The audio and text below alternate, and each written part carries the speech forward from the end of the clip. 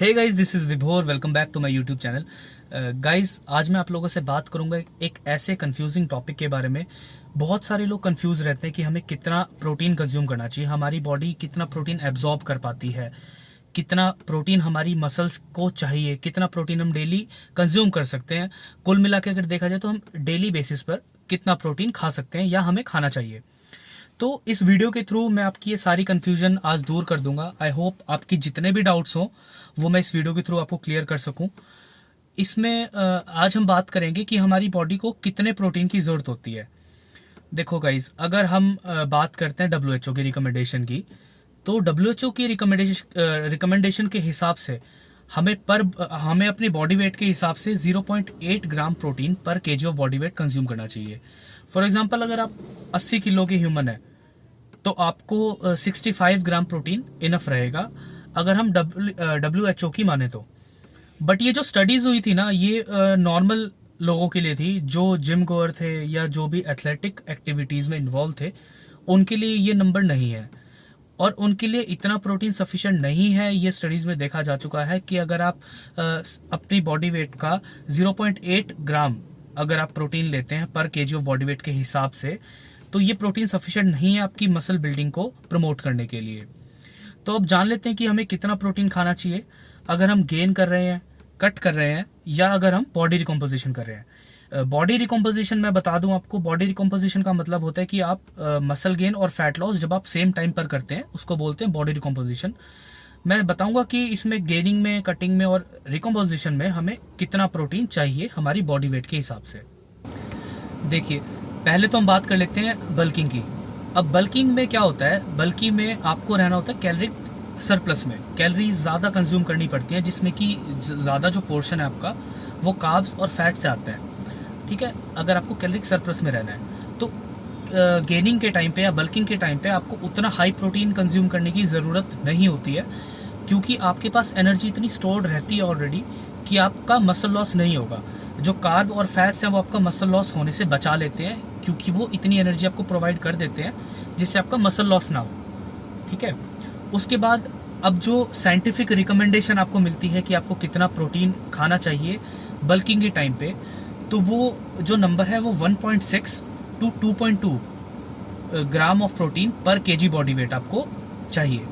अब ये देखो कि ये भी नंबर डिपेंड करता है। जैसे अगर आपका मसल साइज, अगर आप स्टार्ट कर रहे हैं, मतलब अगर आप जिम स्टार्ट कर रहे हैं, तो आपको उतना हाई अमाउंट ऑफ प्रोटीन लेने की ज़रूरत नहीं है। अब मसल टू मसल डिपेंड करता है, पर्सन टू पर्सन डिपेंड करता है। किसी का साइज अगर 18 है और बाइसेप का साइज, और अगर किसी का 12 इंच का बाइसेप है, तो क्या दोनों को सेम प्रोटीन की ज़रूरत है? ऐसा नहीं है। ठीक है, तो ये एक नंबर दे रखा है 1.6 टू 2.2 ग्राम पर केजी ऑफ बॉडी वेट। अगर वो इतना प्रोटीन ले लेते हैं तो उनके मसल बिल्डिंग में काफ़ी अच्छी हेल्प हो सकती है। तो लेकिन अब जब बात आती है कटिंग की, तो सबसे बड़ी प्रॉब्लम क्या होती है कि आप कैलोरीज थोड़ी सी कम कंज्यूम कर रहे होते हो। अब कैलोरीज आप कम कंज्यूम करते हो तो ग्लाइकोजन फ्यूल्स जो होते हैं वो आपकी मसल में कम हो जाते हैं, डिप्लीट हो जाते हैं। तो उससे क्या होता है, आपका मसल लॉस होने का चांस काफी ज्यादा बढ़ जाता है। तो इसी वजह से आपको प्रोटीन का जो अमाउंट है, प्रोटीन की जो क्वांटिटी है, वो थोड़ी सी आपको बढ़ानी पड़ती है जब आप कटिंग पर होते हो, जिससे कि आप मसल लॉस से बच सके। क्योंकि देखो, होता ये है कि आप उस टाइम पर कार्ब्स भी थोड़े से कम कर देते हो, फैट्स भी थोड़े से कम कर देते हो, ओवरऑल कैलोरी इंटेक जो होता है वो आपका थोड़ा सा कम हो जाता है, जिस वजह से मसल लॉस होने के चांसेस बढ़ जाते हैं। लेकिन इसमें एक छोटा सा कैच है। देखो, जब आप कटिंग शुरू करते हो या क्या बोलते हो उसको, फैट लॉस शुरू करते हो, तो उस टाइम पर क्या है कि आप एकदम से प्रोटीन मत बढ़ाओ या एकदम से कार्ब्स कम मत करो, धीरे धीरे सारा प्रोसेस चलता है। तो स्टार्टिंग फेज में आप क्या कर सकते हो, जितना बल्किंग में प्रोटीन खा रहे हो 1.6 टू 2.2 ग्राम ऑफ प्रोटीन पर केजी ऑफ बॉडी वेट जो आप कंज्यूम कर रहे हो वही सेम रखो। क्योंकि शुरू में आपके पास इतना फैट रहता है बॉडी में, इतना जल्दी फैट लॉस नहीं होता है शुरू के जो फेज में कि आपके ग्लाइकोजन खत्म हो जाए, आपकी बॉडी से एनर्जी खत्म हो जाए, जो मसल लॉस के लिए मतलब जो मसल लॉस से आपको बचाएगा फैट, वो आपकी बॉडी में उतना होता है। या जो आपको मसल लॉस से जो कैलोरीज आपको बचाएंगी या ग्लाइकोजन जो फ्यूल्स आपको बचाएंगे, वो उतने बॉडी में रहते हैं। तो आपको उतना ज़्यादा स्टार्टिंग फेज में प्रोटीन खाने की ज़रूरत नहीं है। लेकिन जब आपको लगे आप काफ़ी ज़्यादा लीन हो चुके हैं, काफ़ी हद तक आपका फैट लॉस हो चुका है, तब आप कर सकते हैं 2.2 से 2.8 ग्राम ऑफ प्रोटीन पर केजी बॉडी वेट के हिसाब से आप कंज्यूम कर सकते हैं, जो आपको हो सकता है आपको थोड़ा सा उससे भी ऊपर प्रोटीन इनटेक करना पड़े, वो डिपेंड करता है person to person, muscle to muscle.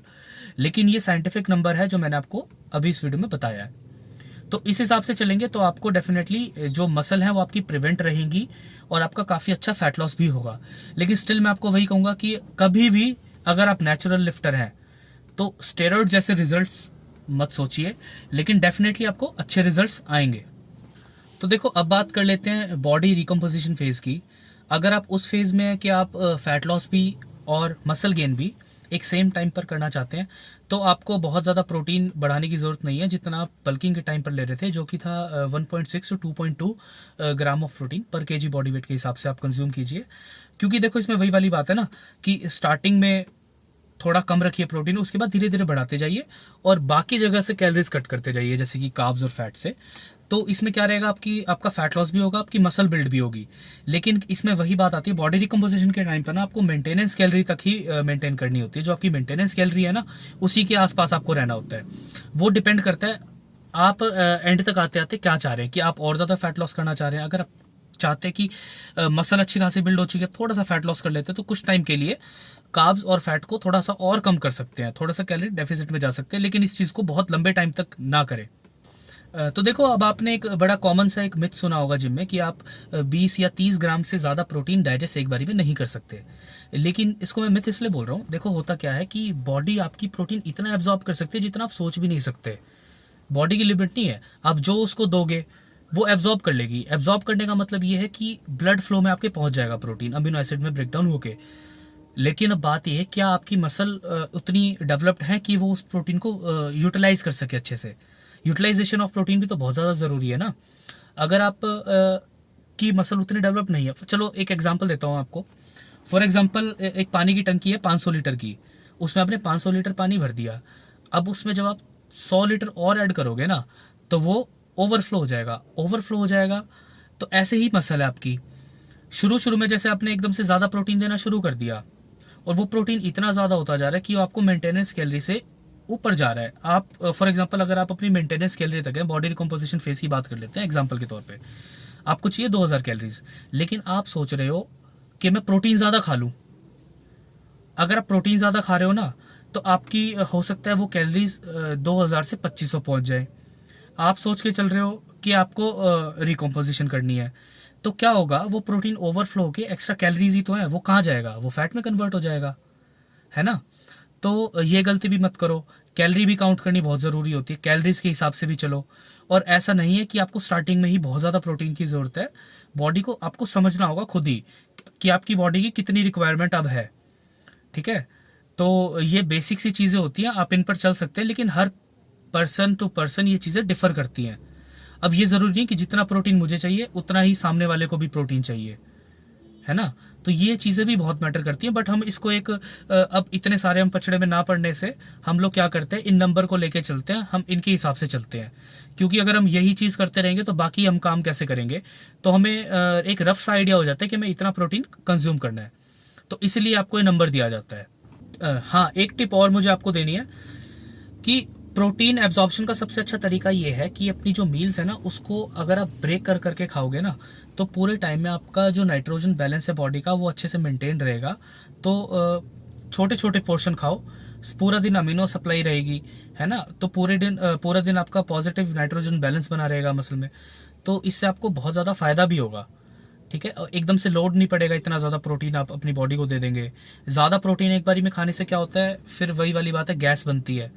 तो ये सारी चीज़ें फॉलो करो, डेफिनेटली आपको रिजल्ट्स मिलेंगे। और हाँ, अगर आपको ये इन्फॉर्मेशन अच्छी लगी है तो इस वीडियो को लाइक ज़रूर कीजिए, इसे शेयर कीजिए, नीचे कमेंट ज़रूर कीजिए और मेरे चैनल को सब्सक्राइब कीजिए। Thank you.